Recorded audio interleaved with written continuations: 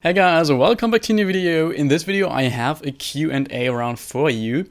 In my Instagram story I recently had a question sticker where you could ask me some questions, and in this video I will answer 10 of these. So stay tuned and watch this video. Before we actually get started, I want to remind you that there is still the option to get 20% off of all my premium courses clicking the link below. This is a limited option, and at the end of this week I will raise the prices again, so don't miss it. Question number one is actually two questions. Will Jetpack Compose be the future, and should beginners learn XML? So let's start with the first question. Will Jetpack Compose be the future of native Android development? I personally think yes. I tried around a lot with Jetpack Compose now.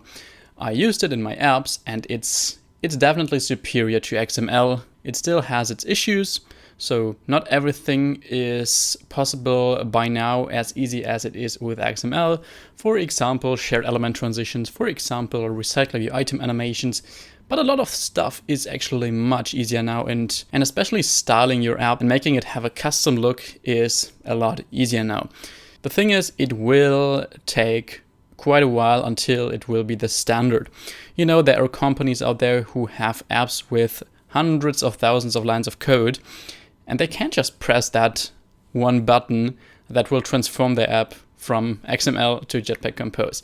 This is incredibly expensive for a company. And of course, if you're a company, then you need to ask yourself, do I now migrate from XML to Jetpack Compose, or do I take the same money and implement more features so our users actually benefit from that? So that is the main reason why I think it will take quite a while until it becomes the standard. And with that, I can actually also answer the second question. Should you learn XML as a beginner? Definitely. Please learn that. Actually, before Jetpack Compose, you should learn that, because it is still so important to know, especially if you want to get a job as Android developer, but also if you don't want to get a job and you're maybe freelancing or whatever, and you just build apps from scratch. Even then, there are so many resources out there. Basically, 99.9% of Android resources out there use XML, and you really need to understand this if you encounter some issues. So that is why I say, yes, Jetpack Compose will be the future, it will take time, and yes, as a beginner, you should learn XML. Question number two is how to modularize apps and which factors you should actually consider there. Well, it's hard for me to tell you how you can modularize apps here in a Q&A video. You can just go to New in Android Studio, right-click New, and then you can create a module. But I rather want to answer which factors you should consider there. So the main factor when modularizing your app is actually that you make sure you have the right structure. So there are some wrong approaches. For example, if you modularize, that's a difficult word, modularize by layer, so that you have three modules, and let's say presentation, domain, data, and then you put all your stuff in these modules. That is a bad approach in my opinion. And the reason for that are multiple. For example, modules should actually be quite small, because one thing we actually want with modules is quicker build times. And if you just have three main modules, and these are huge and contain basically everything from the presentation layer and everything from the domain and data layer, then that won't really make your builds that much faster. Another important thing is reusability. So how easy is it for us to actually take one module and apply it at many places in our app? That's also not really possible if you structure your modules like that by layer. And there are some more points that actually are not so good here. Then what other approaches are there? There is, for example, that you modularize by feature. So for each feature in your app, like for example, profile, chat, main feed, for each of these features you have one module. That is fine. Then you have more modules. These are quite independent of each other and also quite reusable. So that is something you can do. And another thing that is also quite good is actually that you kind of mix up these approaches, that you have like feature modules And inside of these feature modules, you can have submodules with in which you basically separate the concerns of each module. So if you have a feature for profile, then inside of that module, you might have profile domain, profile data layer, profile presentation layer, so the profile composables or whatever. That is actually what I think is the way that makes the most sense here. And then question number 3 is explain how to learn coding quickly. Okay, how can you learn coding in the quickest way possible? First of all, it's not quick. It takes time to learn coding, but we can talk about how you can learn it in the quickest way. And that is by doing. It's actually not a surprise now, but yeah, you learn something the best if you actually do exactly what you want to become better at. So yes, if you have no idea of coding or for a specific new topic, then watching courses, watching tutorials is perfectly fine, and then you get a good impression of what that topic is about what you need to take care of. But then, after you watch that, don't directly jump to the next tutorial or course. Instead, implement what you actually learned. And that means you implement that on your own project. Otherwise, you won't learn it. Just watching a course won't make you actually able to implement that in a real project on your own without having a course. Question number 4 is LiveData, Flow, StateFlow, SharedFlow. What are the differences and when to use which? First, let's start with the LiveData. That is a lifecycle aware observer that comes from the Jetpack library. And yeah, I think you know LiveData if you watch some project playlists. It just notifies the activity of fragment about changes that happen in the view model. It's quite a good pattern and is lifecycle aware. That means when your app actually goes in the background, the observer will be cancelled, and when it comes back, it will be subscribed to again.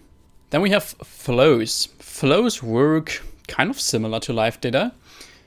The thing is with flows, they run with coroutines. So instead of flows, we can run suspend functions and call network call functions, for example, call API queries or whatever suspends our coroutine. A flow itself is, we can compare that to LiveData, but a flow itself is rather something like RxJava using coroutines. So you have quite a bunch of powerful flow operators. For example, you can map the results, you can filter them, and so much more. But interesting for us is actually are the 2 special flows here that this person asked about, and that is StateFlow and SharedFlow. StateFlow is actually exactly what LiveData is, just for flows. So it just saves state. That is what the name says. Whenever you have a state, for example, a progress bar is displaying. For example, the currently logged in user, you want to just display some information from in your fragment. Then you just put in that information in your StateFlow. The StateFlow will save that and make sure it actually survives screen rotations and automatically provide that for your fragment when such a screen rotation actually happens or when the data actually changes. And then we have SharedFlow. SharedFlow is not used for state. So remember, when we have state and we rotate the screen, the StateFlow will emit again, so it will send the data to the fragment again. With SharedFlow, that won't happen. SharedFlow is used for events, so one-time events. Let's say you want to show a snack bar, then use a SharedFlow, because let's say you get an error from your API, you show the snack bar, and if you would use a StateFlow for that and you rotate your device, then the StateFlow would fire off again, the snack bar would pop up again, even though the user was already notified about that error. In that scenario, you want to use a SharedFlow so that doesn't happen. In my projects, I don't really use LiveData anymore. It's not a bad practice if you do it, but I completely use flows throughout my different projects. Next question is, will you continue PAW? Quite a lot of people ask me that, and I have to say, no, I will probably not continue that. The thing with PAW is that so few people actually participate. So for the last challenge, I got seven submissions, and that is not a lot. And also the video where I mentioned feedback about your projects, which is actually helpful for everyone, and that gives you actually really good points how you can improve your apps, but it only got like average views. The thing is, for me, it actually takes like 3 or 4 times the amount of time of a normal video, and the normal video usually gets more views than that. So for me, it just doesn't make sense to continue this, because My goal is, of course, to make videos that most of you actually like and most of you actually watch. And if I make a video or a type of videos and people just don't watch it that much, then it doesn't make much sense for me to keep uploading that format. If I can also just upload another format that gets clicked more. So I think that makes sense. Next question is, what do you think about KMM and will you make tutorials about that? Yeah, that is something a lot of people ask me. KMM is Kotlin multi-platform. So a way to make multi-platform apps, so iOS and Android with Kotlin, at least mostly Kotlin. So we only need to make the UI with Swift, but the rest of the app is actually made in Kotlin. And that is really nice. I must say, I really want to try that. And I will try that because I like Kotlin. And I think that is actually the multi-platform framework from all these like Flutter, Xamarin, KMM and stuff like that, that I think I would like the most because it just uses Kotlin and I love Kotlin. The thing is, if you want to make the iOS side of that, you need to make that in Swift UI, as I said. And for that, you need a Mac. I don't have a Mac right now, but the plan is that I actually buy a MacBook, the next MacBook Pro, when that comes out, the 16-inch version. Probably somewhere at the start of next year, I will get one. And then you can definitely expect me to upload KMM tutorials. Then we have a question, time management, which is not really a question, but I guess I know what you mean. You want to know how I manage my time. Yeah, I'm actually not too big of a fan of calling it time management, or rather focusing so much on time management. I think we should rather focus on energy management. So we should make sure that we actually have energy throughout the day. Because how does it help you if you have 2 hours of time for coding and then you just sit there and you can't concentrate? That doesn't help you at all. You need to make sure that you actually have a clear mind and you can use that to actually do your work in the least amount of time possible. So what I do to keep up a high energy level is I do a lot of sports. I sleep enough, so you should at least sleep like 7.5 hours a night. And yeah, eating somehow healthy. I mean, you don't need to eat healthy all day, everything. We all want to cheat sometime. But mostly, let's say 80% should be pretty clean. Because what you actually put in here will decide how well you can use your brain to think, to code. So your nutrition has a direct impact on how well you code.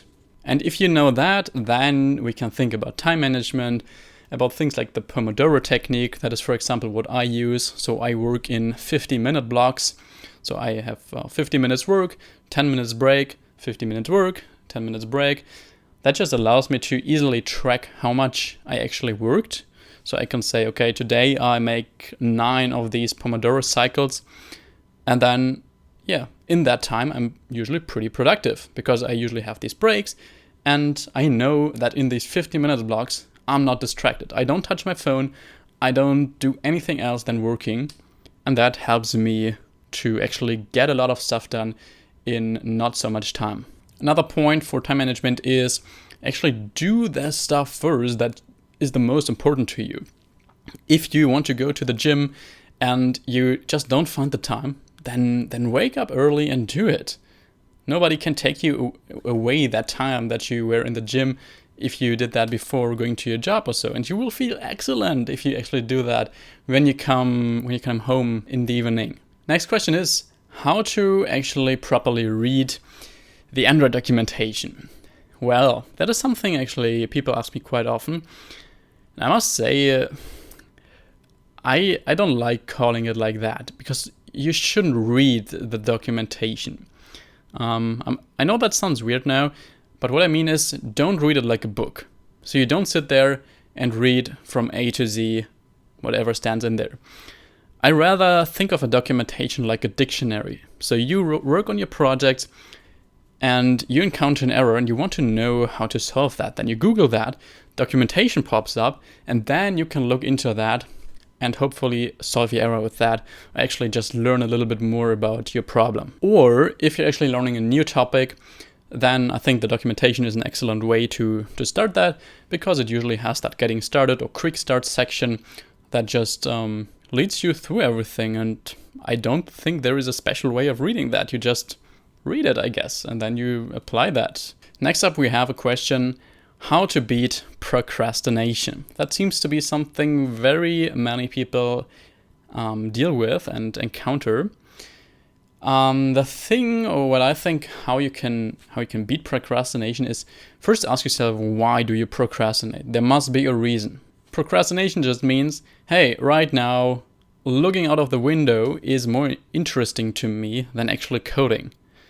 And that tells you something. Why? Why is looking out of the window more important to you than coding?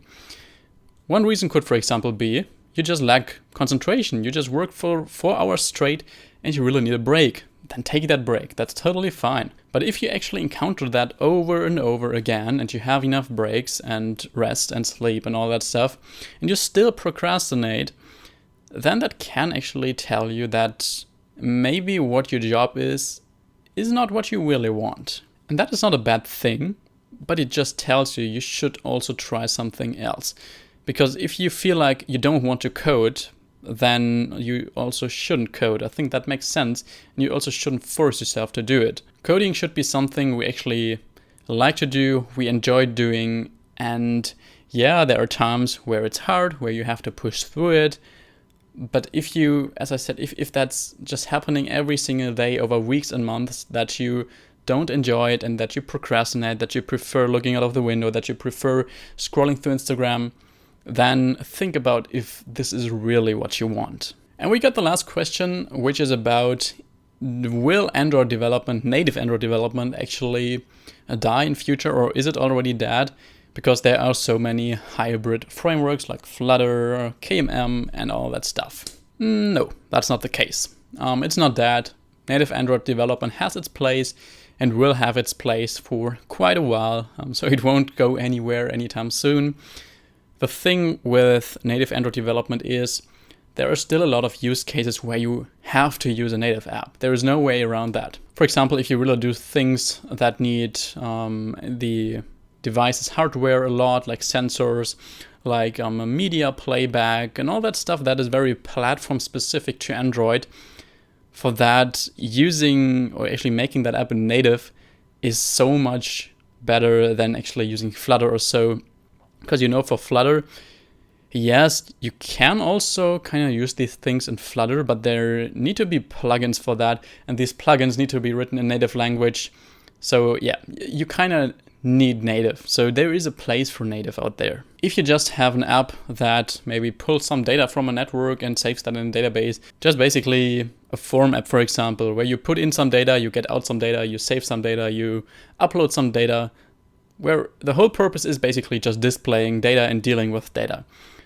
In these cases, cross-platform is usually the better option, because you can do that as easily as with native, and you also get the iOS app with that.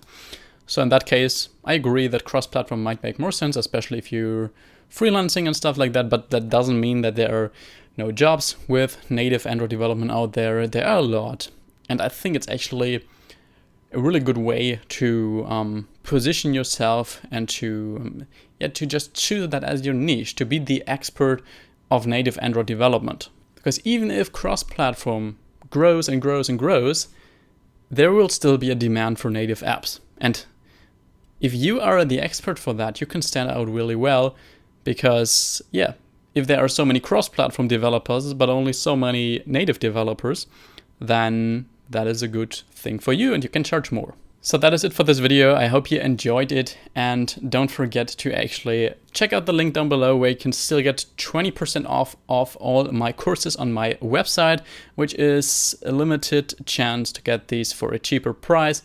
And at the end of this week, I will actually increase these prices again for quite a while. I wish you an excellent day. See you in the next video. Bye bye.